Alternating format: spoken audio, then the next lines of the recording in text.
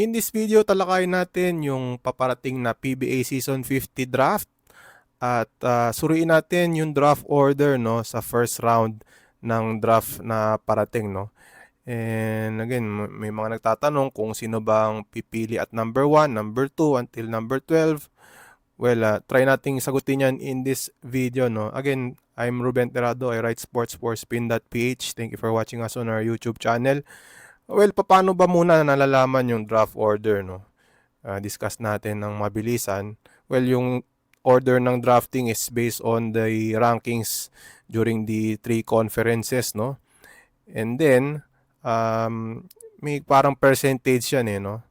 Yung 30% of the ranking ng team will come from the Governor's Cup, and then 30% galing sa Commissioner's Cup, and then 40% coming from the Philippine Cup, no? So, rankings, and then parang ita-times yan to the percentage, no?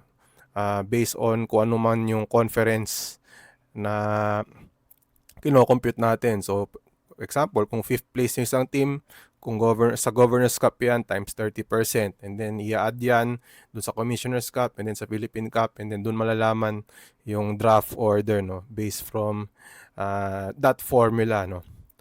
And then, yun nga, upon computations, no?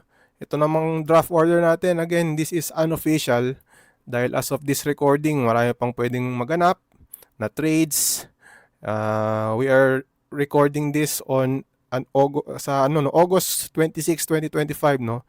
So, at this point, wala pang talagang nilalabas na official yung PBA with regards to the draft order. Dahil nga baka may mga mangyari pang trades na maganap. But ito no, ito bigyan na lang natin ng kayo ng idea no yung draft order na this may be unofficial based on our computations lang naman ito. But bigyan lang natin ng kayo ng idea no kung ano yung likely na magiging draft order no for the season 50 draft on September 7 based on our computations no. So first up no, number 1, and again this may be unofficial but ito mga 101% no, number 1 na po yung Terra Firma no. They will pick number 1 because of their dismal record no during the season no. Last place in all the conferences no. So matik na yan, being the last placers during the 3 conferences ay number 1 na po ang Terra Firma sa darating na PBA Season 50 draft. So again, number 1 ang Terra Firma. And then number 2 goes to Phoenix, no? This is their, I believe, no, this is their highest na draft pick in franchise history, no, yung number 2, no? Because over the past years, ay itong Phoenix ay isang playoff contender, but recently they've been struggling, and season 49 was no exception. 11th place in the Governor's Cup, 12th place in the Commissioner's Cup out of the 13 teams, dahil kung matatanda natin mayroong Easter no during this Commissioner's Cup, and then 9th in the Philippine Cup. So Phoenix will be picking at number 2 in the season 50 draft based on our unofficial computations no. And then number 3, it's going to be Blackwater no, based on our computations. 9th place ang Blackwater in the Governor's Cup. They had a run parang they were bidding for a playoff spot with George King as their import, but they fell short. And then in the Commissioner's Cup, only 11th place, and then the Philippine Cup 10th place. So Blackwater will be picking at number 3 in past 2 drafts. Number 2 sila, they selected Cedric Bearfield and Christian David in those drafts. And this time in the season 50 draft, ay unofficially number 3 itong Blackwater no in the first round. And then number 4, it will be Northport no. Despite their third place finish in the Commissioner's Cup no, that magical run during the Commissioner's Cup where they made it to the semifinals, yun nga lang other two conferences, hindi sila nakapasok sa playoffs. Only 10th in the Governor's Cup and then 11th in the Philippine Cup after that magical run, no, in the third or in the Commissioner's Cup, na kung saan third place sila, losing to Barangay Ginebra in the semifinals. After that, 11th place na itong Northport after itong si Arvin Tolentino opted to sign sa Korea, and then they traded away William Navarro to Magnolia for Calvin Abueva and itong si Jeric Balanza. So dahil dyan, 11th ang Northport and a chance to rebuild for Northport, no, in this draft. Although last season, no, yung draft pick nila at number 7, they selected Dave Ildefonso. Hindi nakapaglaro si Dave Ildefonso sa Northport. So let's see if in this coming draft, yung pipiliin ng Northport, tingnan natin kung makakapaglaro yung kanilang mapipili dito sa season 50 draft, no. At number 5, NLEX, no. Fifth sila nung Philippine Cup, no. A good run for them, finishing at number 2 sa elimination round, only to lose to Rain or Shine sa quarterfinals. But still, medyo mataas-taas yung magiging draft ng NLEX, no. At number 5 pick sila because they only placed 8 in the Governor's Cup and then they missed the playoffs in the Commissioner's Cup, finishing at 9th place. So despite nga yung kanilang Philippine Cup performance, sila ay mamimili at number 5, and this is also a good chance for NLEX to beef up their roster, no, after their respectable showing dito sa Philippine Cup by being at number 5 sa draft order. Again, unofficial po ito. NLEX will pick at number 5 based on our unofficial computations. Next up at number 6, it's going to be Magnolia, no? Magnolia at number 6 after finishing 7th in the Governor's Cup, 8th in the Commissioner's Cup, and 6th in the Philippine Cup, no. Bihira itong Magnolia, no, na magpipick sila ng ganito kataas. Actually, based on our research, no, ang the last time na mataas-taas yung pick ng Magnolia was sometime around 2008-2009, I believe, no, na kung saan number 2 pick sila when they were still called Pure Foods. They picked Rico Meyerhofer at number 2, no. Nakalimutan ko lang kung 2008 yun or 2009, but again, that was a long time ago, no. Yun yung fact doon, no, na matagal-tagal na rin itong Magnolia na nakapili ng medyo mataas-taas dahil nga generally nag-struggle din itong Magnolia during the season 49. They failed to reach the semifinals during the 49 season of the PBA. So it's going to be L.A. Tenorio's first pick, no, as head coach, itong number 6 ng Magnolia dito sa darating na season 50 draft. And then at number 7, Meralco, no, perennial playoff contender. They will pick number 7 in this season 50 draft unofficially based on our computations. Matapos sila magtapos ng 5th place sa Governor's Cup, 6th place in the Commissioner's Cup, and 8th place in the Philippine Cup. So itong Meralco, no, usually dyan talaga sila nagpipick, no, in the middle.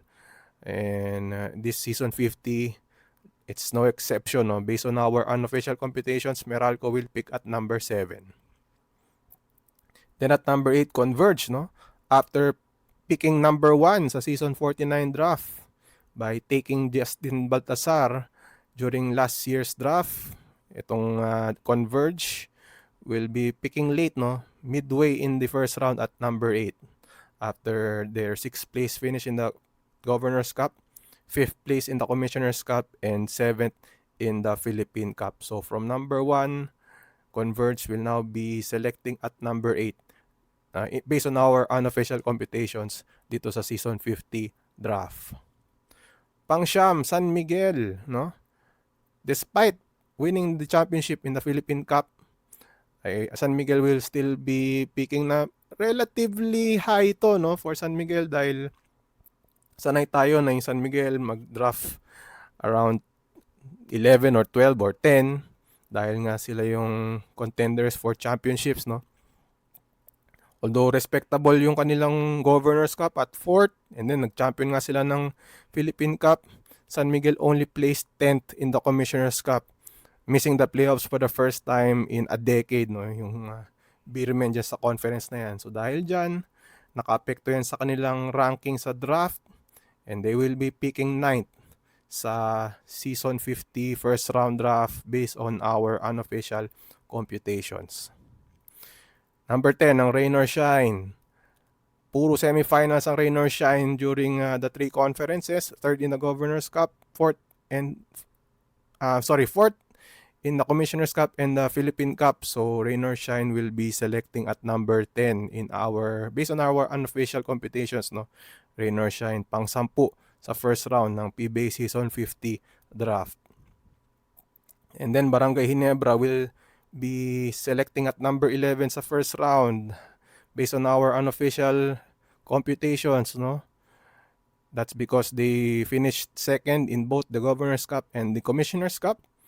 And then in the Philippine Cup, they missed the finals, finishing 3rd.